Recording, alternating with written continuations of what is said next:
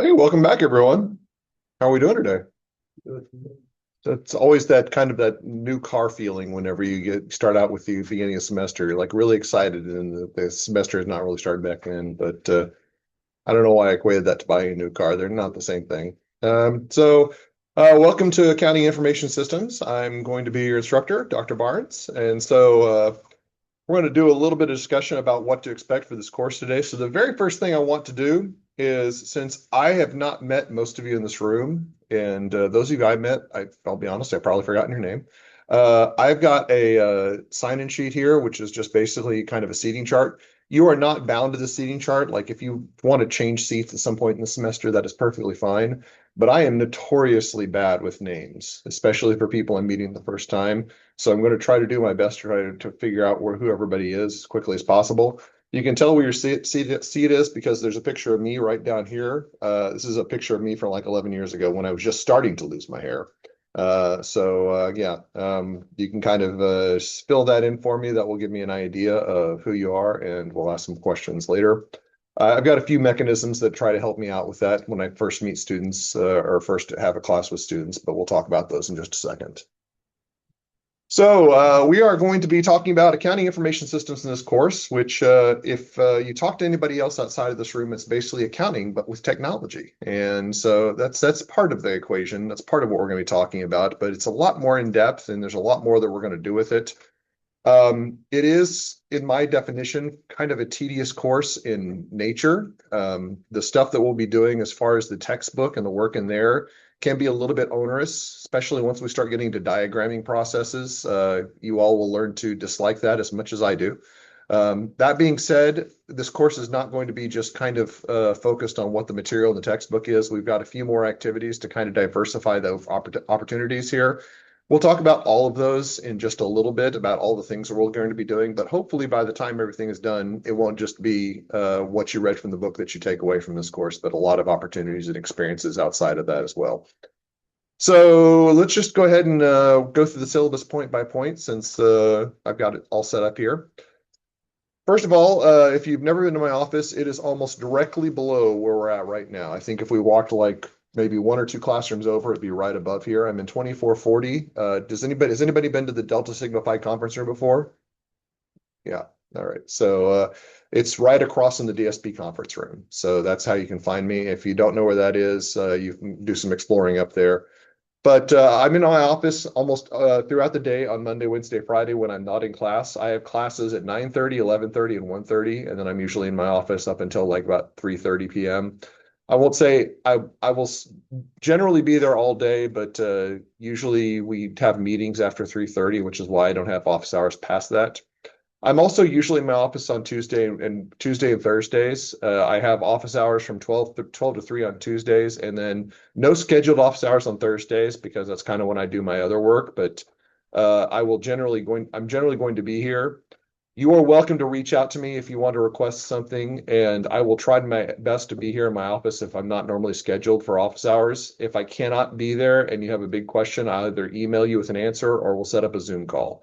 But I don't want you to ever think that I'm unavailable just because it's not during office hours. I will do my best to help you out whenever you need me to help out. I do keep early bedtime hours now because I am getting older. So if you email me like at midnight, it's likely I will not get back to you until the next day. I will do my best to try to respond to you in a timely manner whenever possible. We'll be meeting here on Monday, Wednesday, Fridays, 11:30. We'll talk a little bit about my policy for attendance in just a second. But as far as the materials goes, I want to go into a little bit of detail on that. So we have the 2024 edition of Accounting Information Systems. I have both likes and dislikes of this textbook. As far as the content goes, this is one of the best textbooks I've ever had in any course whatsoever. They're very, very well, it's very well written. It's very thorough. I'm not going to say it's always fun to do the content, but I will say that everything that you're going to learn there will be stuff that you can use in the future. I'm not a big fan of the follow-up content. The homework stuff is going to be a little bit onerous. The multiple choice questions are not particularly thorough and diligent, but it is what we have. The short answer questions are generally pretty good. As far as the content itself, as far as the textbook itself, if you've already purchased the textbook, great. If you don't have the textbook, you will need to have a copy of it by next week because when our first homework assignment is due. There are a few ways that you can go about it. You can go to the bookstore, either Discount Textbooks or the Truman State Bookstore. And I don't want to diminish the Truman State Bookstore, but my department chair found out that Discount Textbooks was carrying a discount on everything, including the virtual subscription. So you might want to check that out. Apparently, it's a very good resource. Who knew? The people who are not in their heads knew. Yeah. So yeah, check that out. You can also get it online, an electronic copy. I've given you a link to actually acquire that through the website down here. It is about $200 for that, which you may say, is anything worth $200? And my short answer is no, but the long answer is yes. Okay. You can also buy a used copy. I'm going to say this one time, and you'll never hear me talk about it again. The question always comes up, do we really need Connect, Dr. Barnes? The answer to that is a little bit complicated. From a legal perspective, yes, you need Connect because we're going to be using supplemental materials. They will all be provided through Brightspace, though. So if you don't have Connect, you are not missing out. So if you just got a used copy, as long as it's the same edition as this book, that's fine. Now, I do want to caveat that by saying that if you get something earlier than the 2024 edition, you're going to have trouble, okay? Because there are some changes from the 2021 edition to the 2024 edition. So even if you buy used, you need to make sure that your used copy is 2024, okay? I'm not going to look over your shoulder and say, did you buy Connect? Did you make sure you should do that? I'm just going to assume that you did. If you don't, not my problem. All right. So I want to make sure everybody's clear on that. Are we all clear on that? Yes. It would not hurt you to have Connect. No, it would not hurt you to have Connect. If you got Connect, you're in fine shape. That will give you access to the electronic version of the textbook, and you will also have access to some of the Connect tools that will be available. It will not hurt you to not have it either. Okay. Yeah. So either choice there. If you're doing first day complete, my assumption is that if you did first day complete, you got a paper version of the textbook, which you may think that I hate you, and I honestly do not hate you by doing that. The reason I did that is we did first day complete last fall, and it was an absolute fiasco because it was electronic. McGraw-Hill is not very friendly to Barnes and Noble when it comes to allowing access to materials. We had like 4 weeks of just back and forth shouting about firewalls and trying to get access to them. So that's why it's if you did first day complete, you got access to the text copy. Hopefully that's the case. If you got access to electronic copy through first day complete, I'm going to go run down to the textbook store right now and do some yelling. Maybe not now, maybe a little bit later, but hopefully we don't have to worry about that. I'm sorry that you have to carry around and lug around a big physical book, but trust me, the alternative is much worse. Okay, the alternative is much worse. Yeah, so that's basically it. If you have questions about the textbook, you feel free to contact me. Yes. You can use either the physical textbook or the electronic textbook, but you do need to have one version of the textbook or another. Yes. Yeah.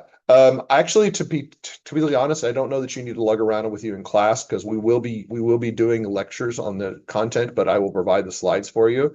The homework, the reading and the homework is primarily what you need the textbook for. So if you leave that with you at home, you probably won't be hurt. Yes.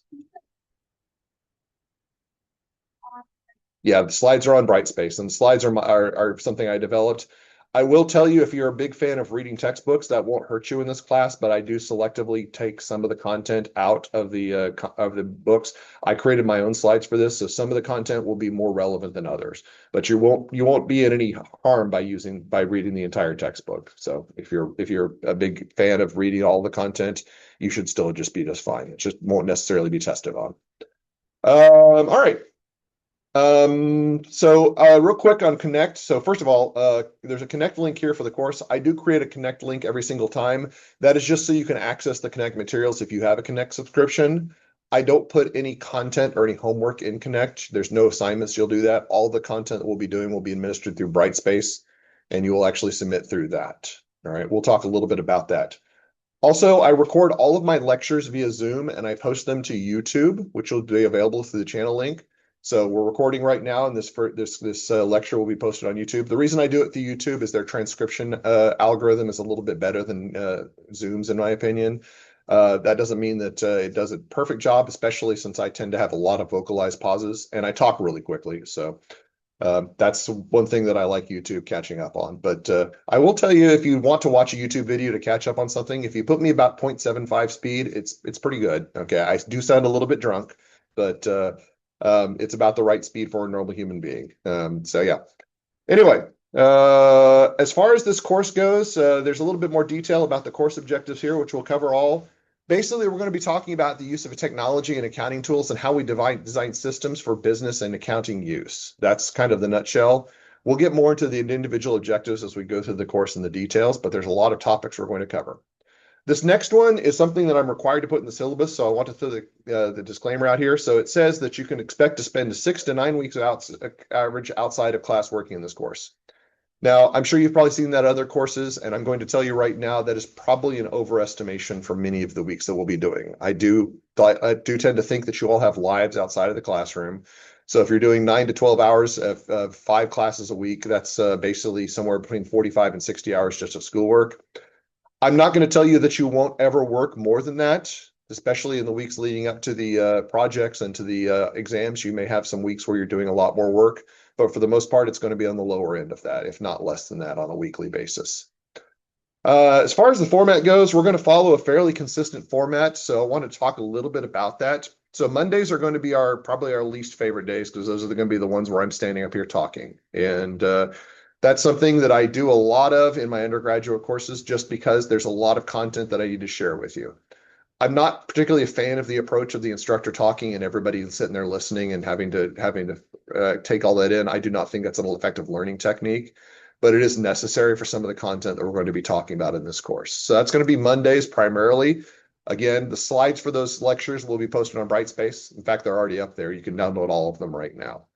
Then on Wednesdays, generally speaking, on Wednesdays, it's going to be a little bit odd for the first few weeks because we got the holiday for Labor Day coming up in week 4, and we've got this day, which is throwing things askew.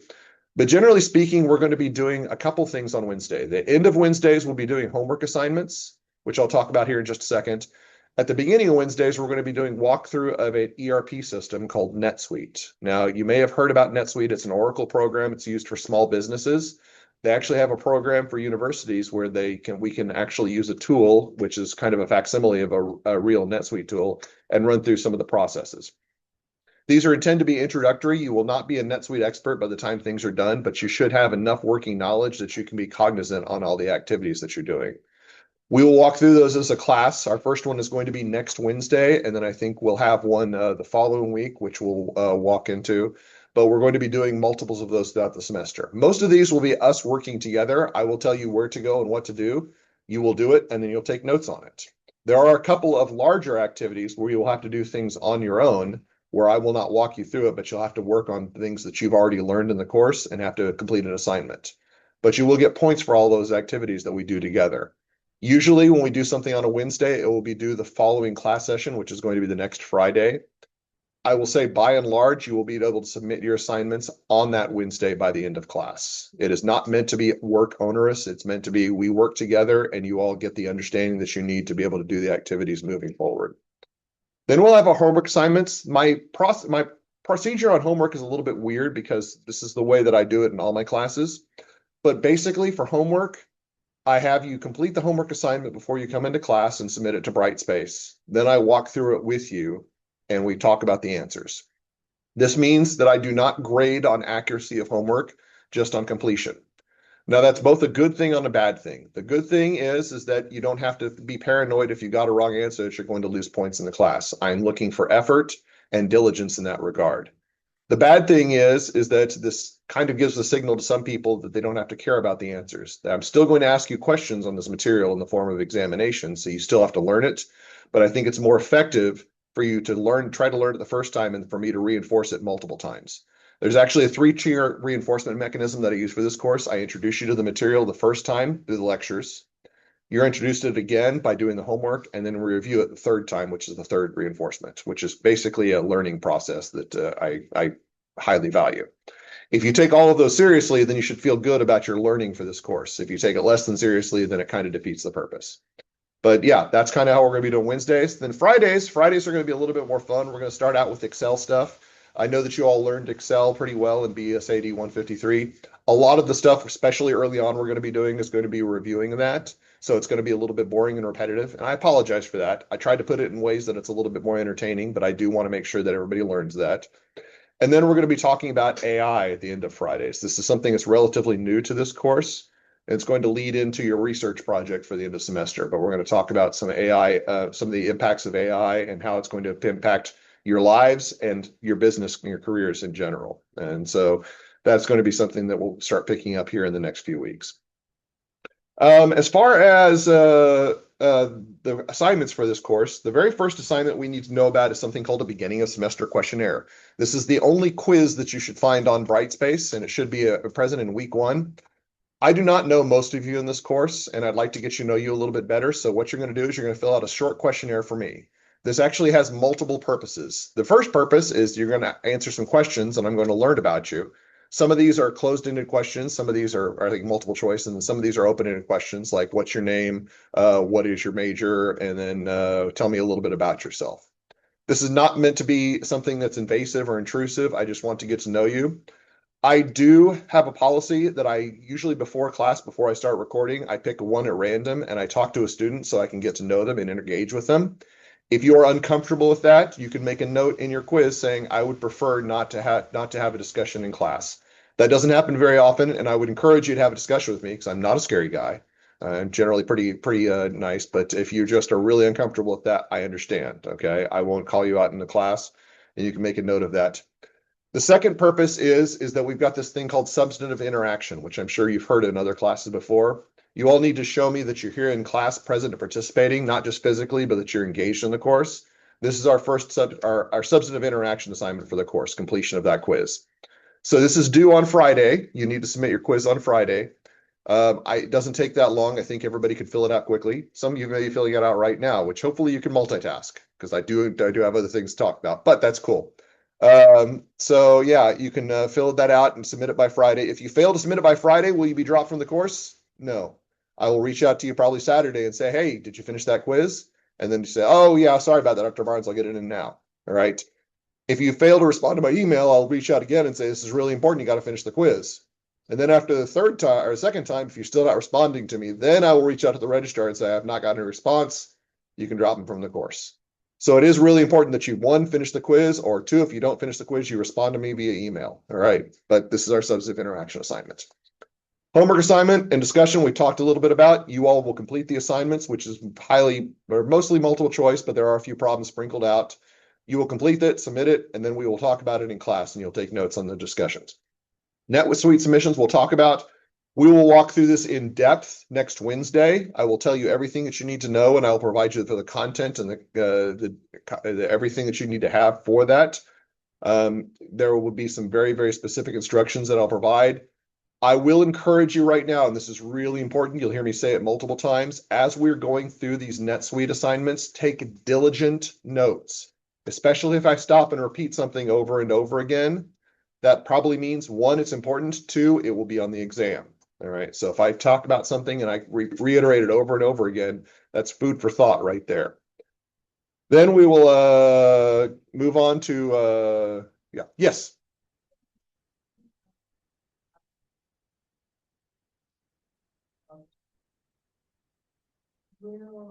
Will you pick off points when excused absence on witness by terminating? Not really. So I'll get a little bit more into that about the absence and what my present or my my attendance policy is. I don't know why I can't say that word. My attendance policy is, and basically is if it's an excused absence, and I have a pretty loose definition of excused absence, as long as you communicate that to me, then I will forgive you pretty much anything. So yeah, it's a good question though. You do need to make sure you communicate that to me though, if you can't make it. So it's a good question though. And then we've already talked about the Excel assignment, and we've already talked about the AI submissions, but we'll get more into that. I do also have a semester project, or a couple semester projects that I do. The first one of these should be pretty easy. So the first one's called a professional interaction write-up. So I was terrible at networking when I was in my undergraduate program. When I talk about terrible, I walked out of my undergraduate program, not even with no job prospects, but not even an idea of what I was going to do. And it was probably the worst time in human history to actually have an accounting degree because that was right after Enron collapsed. You guys heard Enron before? Yeah. Yeah. So that's a story for another time. Don't have time to go into it. But I had not done a very good job at developing networks, which is why I'm very insistent on my students developing their networks. So the first thing I'm going to say is if you're not already part of a professional organization here at Truman State, do it now. It will pay dividends to you for getting actually to career development. It doesn't even matter if you've already got a job prospect already lined up. It's really, really important that you start developing connections. Second thing is I'm going to force you to develop connections in this course through this write-up. And basically what that means is you're going to have to go to a presentation that's going to be on campus, and you're going to have to learn something. And I know it's hard. You're at school, have to learn something. How dare we? But the goal here is to actually do some sort of network building outside of your classroom and your immediate network development. And it's pretty loose. It's not something that I'm going to scrutinize too heavily, but I will have you do two things. You will prepare a paper, and it will have two topics on that paper. The first thing, you're going to tell me what the presentation was about. Secondly, you're going to tell me what you learned from the presentation. That's it. One page, two paragraphs, all nice and done. There's probably a high likelihood that you probably have this same type of assignment done in other courses as well. And so you can double dip for this. You don't have to do separate presentations if you want to do, if you're in like Dr. Otero's class, I know she does that. She does the same type of assignment, so you can do the same thing for both classes. I will say that we've got several of these already set up for the semester. The one that I automatically greenlight is the executive residence, which is going to be September 28th or 29th. We've not settled on a time yet, but it'll be one of those dates. If you can't make that presentation or are not interested in that presentation, there will be a TrueBiz forum, I think in October. I don't remember what the dates are. I just learned about this like on Friday. That one's also a good one. If you're part of a professional organization and want to know if you can do one for that, generally the answer is yes. The only thing I ask is if you're questioning whether or not you want to do a particular presentation and you're not sure, come ask me before you actually start doing the write-up on it. That's all. I think I've said no to like maybe a grand total of 3 student requests over the entire time I've been doing this, which is about 10 years. Yes. Meet the Firms is not, but there's a specific reason for that. Okay. You can do the information session that's before Meet the Firms, the night before on Thursday, but you can't actually do Meet the Firms. But I've got a very good reason for that. I promise I will explain it, and it will say, oh, that makes perfect sense then. All right. Exams, we have 3 exams in this course, 2 midterm exams. One is going to be week 8, another one's going to be week 14. I apologize for it being week 8. I know it's when a lot of midterm exams hits. I don't do it on purpose. That's just when the break point occurs. Okay. So yeah. We also have a final exam, but I'll talk a little bit about that in a second. The first 2, the midterm exams, they're generally the same format. It's going to be 20 multiple choice questions worth 3 points each, and then 1 or 2 problems worth 40 points total. You can find the study guides and the practice exams already on Brightspace. If you are really, really worried about exam taking, which you're Truman students, so you probably are, I would encourage you to start working on them now rather than later. One of the reasons I post my study guides in advance is that you can already start taking notes based on study guide material already. This is something that a lot of my students told me they were doing several years ago, and I said, that's a great idea. So if you want to start working on what it is you need to know for these exams, you can download the study guides off Brightspace, and you can see what I'm going to be asking questions on the exams. As for the practice exams are good to work on, but you do need to complete them to have value. I will provide the key once we get closer to the exam, but for right now, this is just for you to start working on and making sure you can reinforce the content. All right. There is something that I want to talk about, and this is something that you may have heard about from other students who've taken this course. I do not like exams in the least. If I had my druthers, I would never give any exams ever. I've tried to do that in other courses before. It's not worked well, okay? But I will try to give you an opportunity so that you do not have to sit for the final exam if you don't want to. So I do have an optional final exam, an opt-out final exam. Now, before you start saying, oh yes, optional final exam, score, there are some caveats to that. There are some criteria you have to meet. In order to opt out of the final exam, you do have to meet certain parameters. And I've been a little bit lax about this in past semesters. I'm probably going to be a lot more thorough and rigorous on this. So I want to make sure everybody is clear on this. Here are my criteria for this. You need to fully complete all homework assignments and NetSuite submissions. All right.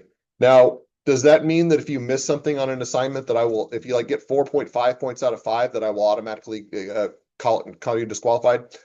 I wouldn't push it, but the answer is probably no. If you get 4.5 out of 5, then I probably give it. Now, if you miss an entire problem, just fail to complete it, that's something that's a little bit more serious. So make sure you read the assignment parameters and know exactly what you're supposed to be completing. Sometimes it comes up, we have different types of questions in the homework, and some students will complete the short answer questions instead of the problems. Be very, very careful that you read the correct questions. If you make a mistake, I will understand as long as you reach out to me and say, Dr. Barnes, I made a mistake. It was an accident. I'll think about it. Okay. If you just fail to complete a question because you just didn't have time, then you're probably going to be sitting for me with sit with me for the final exam. You also need to complete the professional interaction write-up, that's a pretty much a no-brainer. That's easy. You need to get 65 out of 75 points on the presentation, which should be pretty easy. That's aggregate score, by the way. It's not really a presentation so much as a project, and the 65 out of 75 is the aggregate score for all three deliverables. And then summaries of the presentations, which we'll talk about here in just a second. You also need to complete any extra credit opportunities, which there will be one, which I'll talk about in a moment. This is the big one, and this is the one that usually disqualifies people. No unexcused absences. Now, my absence policy is pretty liberal, but I do want to make sure you know that if you ever have an unexcused absence, that you will be sitting with me in finals week, okay? So what is the final exam? It is a comprehensive exam. It's substantially longer than the other one. It's still only worth 100 points, but is it something that you want to avoid if you possibly can? What do you guys think? Yeah, probably so. Yeah, probably so. Now, this question always comes up. Can you still sit for the final exam if you want to? Like, say, for example, you're really, really close to a B. You're at C level, but you're really close to a B, and you think you can do well in the final to get yourself to a B. You are certainly more than welcome to sit for the exam if you want to, but it's not either or on that. If you decide to sit for the exam, that is the grade that I will use for your final exam. If you do not sit for the final exam, I will use the average of your two exam scores from the midterm. So say, for example, you got an 80 and a 90, your final exam score would be 85. Okay. That's how that works in this course. Everybody clear on that? All right. Again, no unexcused absences. No unexcused absences. That's a big one. That's the one that I will be checking really, really closely to make sure that if we're compliant to that policy. All the other ones are somewhat variable, but I'm pretty insistent on that one. All right. Let's talk about the AI research project. So I'm sure you all are kind of really adept at AI, not adept at AI, and have learned a lot about it. Some of you may have different perspectives on this. I have come to the conclusion that regardless of what your feelings are in AI is that it's something that you do need to be literate at. It's something you need to be very, very, very understanding of, which is kind of ironic for me to say that. It's the old preaching to the young, and the young actually have a much better grasp on this stuff than we do. I know a lot about this theoretically. Practically speaking, I'm still learning myself. And this is basically after 2 years of research on this on my part, trying to learn about it. That being said, I think integrating this into some sort of project is really, really important at this stage in your careers. And so having to learn about how to use it. So this is a very, very low intensity process that we're going to be doing. There's going to be 3 deliverables where you're going to tell me what it is you'd like to do research on. You're going to do research on it, and then you're going to present on it. So the first part is pretty straightforward. You're just going to give me a proposal. And the instructions for this are on Brightspace, by the way, in case you're curious about this. It's a proposal. Then you're going to do a research project on this, which is going to involve performing AI queries on this particular analysis and getting the feedback from AI. And then you're going to do a short presentation. When I say short, I literally mean short. You have 3 minutes with 1 slide to do the presentation. So you're going to be coming up here, and I'm going to ask you a few questions, and you're going to sit down. It's not meant to be grueling or extraneous. That being said, I do expect this to be a thoroughly researched project, and it's fluctuated in the detail that I've gotten in past semesters for this. By and large, the majority of students really enjoy this project, and they do really, really nice work with pages of detailed AI queries and thorough analysis. They provide detailed appendices of the work that they've done, and it's been very interesting. Some of the project results have been fascinating, and some of the project results have just kind of blown my mind. Probably my favorite, the one that I mentioned, is one student. She actually incorporated AI into developing a haunted house, and how you can actually use AI cameras to gauge the responses of the people who are in part of it, to actually make it scarier or less scary, depending on how people felt about the experience. And I thought that is really cool. It does need to be loosely tied to business, but when I say loosely tied, I have a pretty light touch on that as well. You can actually, it's something that relates to your career and your prospects. Come talk to me if you don't know if that's going to meet. And generally speaking, I will say yes. But I want you to be able to have fun with this. It doesn't have to be something that you feel like you're pigeonholed in. I will tell you, I know that there's a lot of students out there who are very interested in fantasy sports, okay, and sports betting.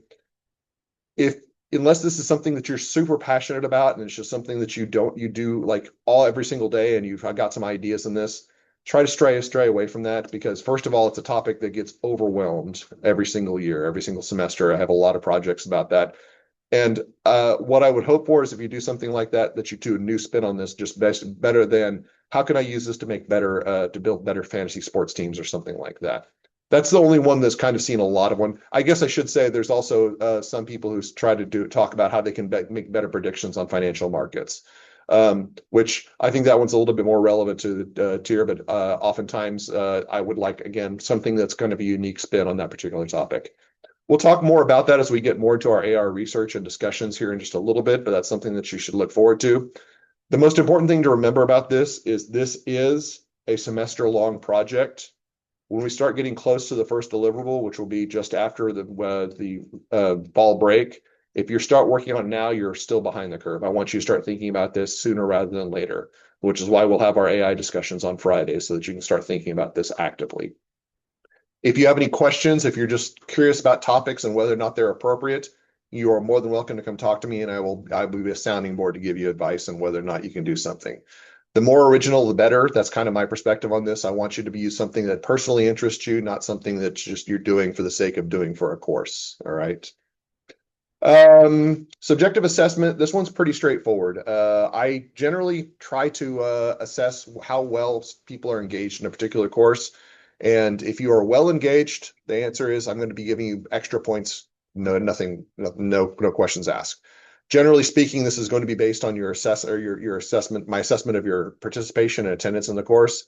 As long as you're engaged in the class, taking notes, here present when I ask you to, or communicate with me when you can't be here, it's like 30 out of 30. I will say 90% of the students who take this course gets 30 out of 30 on this particular assessment.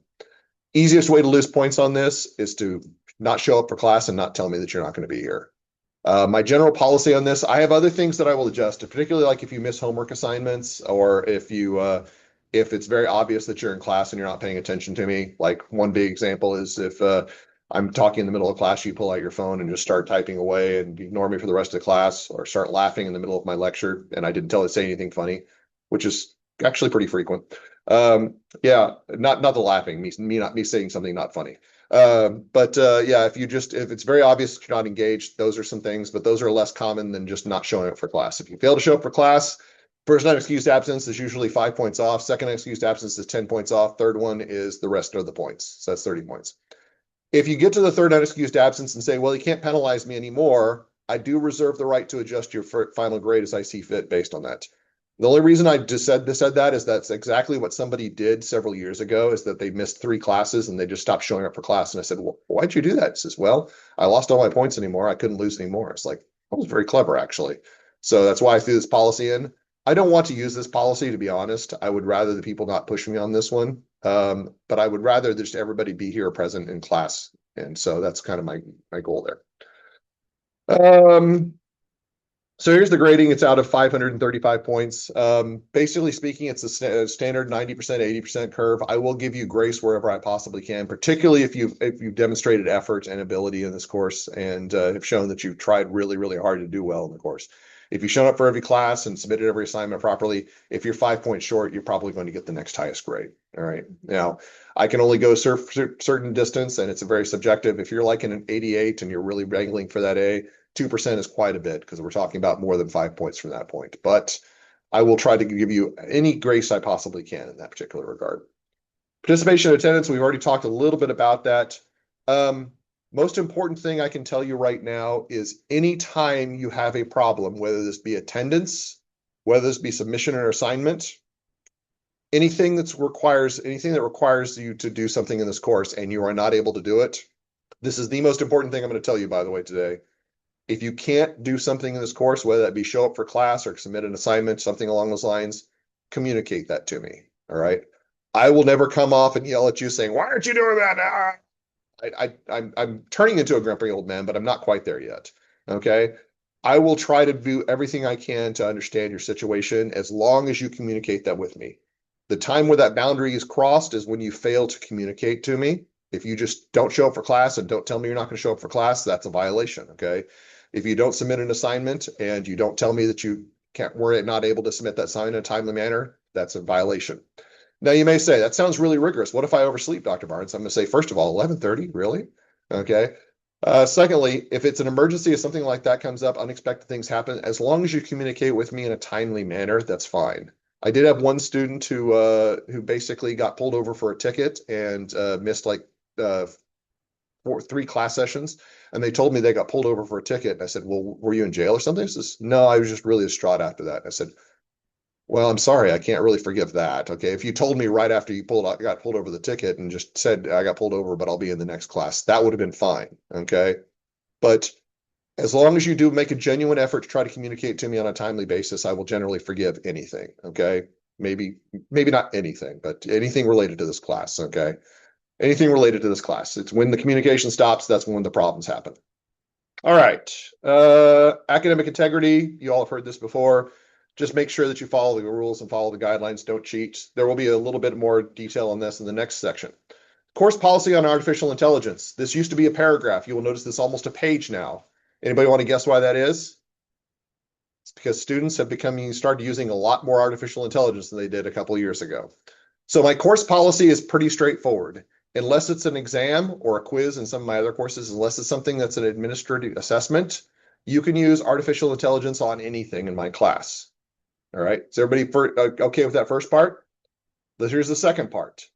If you use AI, you have to tell me that you used AI. I don't think that's an unfair thing because I'm giving you access to this powered super tool that's going to change humanity. So if you're getting me access to that, you need to tell me, Dr. Barnes, I use this powerful super tool that's going to change humanity. Okay. Actually, you don't need to say that. It talks about what you need to tell me. You need to tell me the tool that you used and how you used it. And you can kind of see the disclaimer. It's like one sentence long. That's all there really is to this. You do need to be thorough and diligent about this. For every single assignment that you use AI on, you have to provide that disclaimer. Now this is at the assignment level. If you use it for individual questions, like multiple choice questions, you don't need to tell me I answered this question using AI using this query. That's going a little bit too far. You just need to tell me in the assignment somewhere near the end that you used AI for the assessment and tell me how you used it. I do want to make sure you note this, that if you use AI and fail to tell me, generally the first one I'll forgive. I say, please make sure that you tell me next time. That's a requirement in the course. One thing that I slowed way down in talking about. You can tell I'm serious because I'm not talking fast. All right. I slowed way down and said, this is really important. So make sure you do it moving forward. If you do it a second time, that's academic misconduct. Does everybody know what happens with academic misconduct? If you don't want to know. If you do, you still don't want to know. All right. Basically, it's going to be going into your permanent record saying that you cheated on something in this course, and you will have this basically in your academic file moving forward. All right. It's a pretty serious strike against you. So I don't want to use that particular one. So I'm asking, let's just be fair about this. I'm giving you access to AI in this course. You tell me when you use AI. There's no judgment on my part. I think it's actually really good to use AI because we do need to be aware on how to use this moving forward. Okay. But you do have to tell me when you use it. There's some information on disability services. I provided the links a little bit later in the syllabus. Let's talk about extra credit. Okay. There is an extra credit opportunity. It's worth 5 points in this course, and it's two different options. They both proxy for the same thing. The first one is Meet the Firms. Okay. Meet the Firms is coming up next week, or not next week. Maybe it's, no, not next week. It's too early. It's week 4. So week 4, this is for the primarily for the accounting majors. If you're not an accounting major, there may be some opportunities for you, but it's primarily for accounting majors. That being said, if you're not an accounting major and don't feel comfortable going to Meet the Firms, there is also a career expo a couple weeks later. I think it's the maybe it's 3 weeks later, but it's going to be, I think, the week of the 27th, 28th, something like that. I will give you a specific date once it gets closer. Those are extra credit opportunities that are offered to this course. So you just basically show up and you meet with firms. Now, remember what I said about networking and developing your career connections? This is one of those options for that. You should be doing this anyway, but I'm going to give you free points for doing it. So you should be, and it's not even just free points. Does anybody remember what the requirements were for the opting out of the final exam? Well, that's it. Yeah, that's it. And so you want to make sure you do this. Now, can you get extra points by attending both of these? No, you only get one shot on this. If you go to Meet the Firms, you can still go to the Career Expo, but I'm not going to give you extra points to do this. All right. All right. So how do you show up for how do you do these items? Well, you just need to tell me that you actually went to these opportunities, that you went to Meet the Firms, that you went to the career fair expo, that you went to one of those, and I'm going to take you on word for that. There's generally going to be a sign-up sheet on this, and I will be able to track this. So I'll be able to note, especially for Meet the Firms, if you attended there. That being said, the sign-up sheet is not infallible because there's a lot of typos in there. So if you did attend Meet the Firms and I don't get you on the first pass, you can tell me, Dr. Barnes, I attended Meet the Firms, and I'm going to trust you because trust is really important. If you don't attend Meet the Firms and you're going to attend the Career Expo, you probably will need to tell me because they don't have a sign-up sheet for that one, to my knowledge. But one of those two, complete those for extra credit. You get 5 points, plus you get the option of the possible option of opting out of the final exam. All right, let's go ahead and burn through this next part regarding course conduct. So, general rule for any course is that you need to have both an understanding of content and effort in the course. Those are both requirements to do well in a course. I only get to see one of those. I only get to see your understanding. I get to secondhand see your effort by your submission of assignments, but I only get to see your understanding through the exams. If you really want to demonstrate you're doing well, make sure you're consistent and you're thorough in doing diligent work in this class. Show up for class, submit the assignments on time, communicate with me when you have to. That's really, really important. As you probably noticed by now, I talk really fast. This is not something I can control. It's actually a lot better than it was 10 years ago. Whole long story behind this. When I learned how to do professional speaking, it was in high school and I was in debate and I did cross-examination debate, and that was a bad idea. All right. Plus, my brain fires really, really quickly, which is really problematic when I'm really older because now my brain fires quickly, but it doesn't always form the words that I want to say. So I'll be like trying to say, what is the word I'm looking for? The. And so, yeah, that's a problem. So especially when I get really excited, I tend to speak really, really quickly. If I'm going too quickly for you and need me to repeat something, raise your hand and say, Dr. Barnes, can you repeat that? I will not be offended. In fact, I will applaud you for doing it. I'll say, thank you very much. I was getting carried away. When we start talking about internal controls, I will get really, really fast because I love internal controls discussions and nobody else does, but I love it. Okay. I love talking about internal controls. So don't be afraid to stop me and have me repeat something. You can also, again, rewatch my videos on 0.75 speed and you can enjoy the clarity that ensues. I want you to conduct yourself professionally in class. This means being engaged in the course and making sure you're taking diligent notes. That does not mean you can't have fun in the class, that you can't have a good time. But you do need to be professional to the peers and to me. Okay, I don't think that having fun and being professional are mutually exclusive. I think you can do both. Sometimes I cross that line a little bit, but I do think it's possible. As far as communication in this course, if you communicate with me in person, it can be very informal.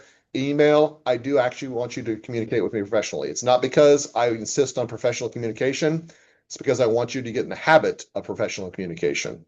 So that means when you send me an email, say Dr. Barnes or Professor, you can even call me Michael if you prefer. Nobody does, but you can call me that if you want to. Use proper grammar, spelling, punctuation, and have a sign off on that that's appropriate for the particular situation. I promise I will do the same thing because I want to make sure that I reinforce those particular attitudes. My general rule is that if you send me an email and you use the letter U instead of YOU, you automatically fail the course. Okay, that's obviously a joke, but don't press your luck. Okay, there's actually a funny story behind that, which maybe I'll share with you in the future. All right. If there's anything that you are concerned about, you don't know about, if there's questions about the course that you're not sure about, reach out to me before you make your own decisions. I want you to be able to be good at professional judgment and critical thinking. But as far as the course parameters go, I should be the one that you come to with that information to ask questions about. So if there's something that you're just not sure about, it's like, do I need to submit this? Do I need to have anything? Ask me and I'd be happy to respond to you. Don't make the judgment yourself. All right, this next one are links for the items that are in the syllabus, some of the things we've talked about before, but you can go to the website to actually look at the language associated with there. Let's talk really quickly. Oh, and if you have any issues that are coming up and you don't feel comfortable talking to me, you can reach out to one of two people. You can reach out to my immediate boss, which is Dr. Caden. She is wonderful, by the way. She's a much better human being than I am. She does teach tax, though, so that's a ding against her. But if you don't know, have never met Dr. Caden, you should get to know her because she is actually one of the best human beings I know. Okay, and yeah, I think you'll agree when you get to know it. Unless you take her tax class and to be like, she's the worst human being I know. She's really hard. Anyway. And then Dr. Yawson is the new dean, which he's actually a pretty cool guy. So get to know him. It'd be a good idea to know. I would encourage you, if you have a problem in this course, please feel free to reach out to me. Hopefully I won't put you in a situation that you'll feel uncomfortable. But if you do reach that situation, you can reach out to either one of those, or you can report a complaint to the Title IX office. I think it's Title IX office. I'm not sure. Anyway, let's talk about what we got coming up. So on Wednesday, we'll have our first lecture. So we're going to start out this rousing lecture today with another lecture. I'm sorry, guys. That's the way it works. It'll be introductory stuff. Then we're going to do some fun stuff on Friday. We're going to have a Microsoft Excel quiz, and then we're going to talk about fun with AI, which will just basically be an open-ended discussion. You do not need to prepare anything for that. I will provide all the materials, but you will be participating in some of the stuff that we're going to be doing, especially the Microsoft Excel quiz. It's just going to be a quiz that I put on the board, and everybody's going to be like answering versus via I don't remember what the name of the tool is, poll everywhere. You'll just be providing answers there. We'll see how well you got. Traditionally, students have got pretty good knowledge in this area, though I will say a lot of students, if they don't know the answer, they'll wait for other people to answer and then we'll snipe those answers. So I don't know how accurate the assessments are. But yeah, we'll be talking about that. That is when your beginning of semester questionnaire is due. So just as a reminder, you can find your beginning of semester questionnaire in a couple places. You can go to the content tab and it should be in the week 1 materials. It's the beginning of semester questionnaire. You can also find it under the quizzes here. Next week we'll do chapter 4, and you may wonder, why did I jump from chapter 1 to chapter 4? The answer is chapters 2 and 3 are not directly relevant to what we're talking about over the next few weeks. I'd like to save those for the end of semester. We will be coming back to those, chapters 2 and 3, but we're jumping to chapter 4, and we're going to do 4 through 9, and then we'll jump back to 2 and 3 before we leap on. And then we'll have our first NetSuite assignment on Wednesday, and we'll have our first Excel in class. And you will notice that homework is due on Friday instead of Wednesday. Part of the reason for that is our first NetSuite assignment is a little bit longer than the rest of those because we're just getting introduced. It does take some time. Generally speaking, when we do NetSuite, homework will be due on that same date. You can see that pattern moving forward. And then we'll have our first AI research discussion in week 3. All right, that's it in a nutshell. Are there any questions or any concerns that I did not address? Again, if you have any issues, please feel free to reach out to me if you have any problems, any concerns. I'm looking forward to a good semester together, but I will see you all on Wednesday for our first discussion.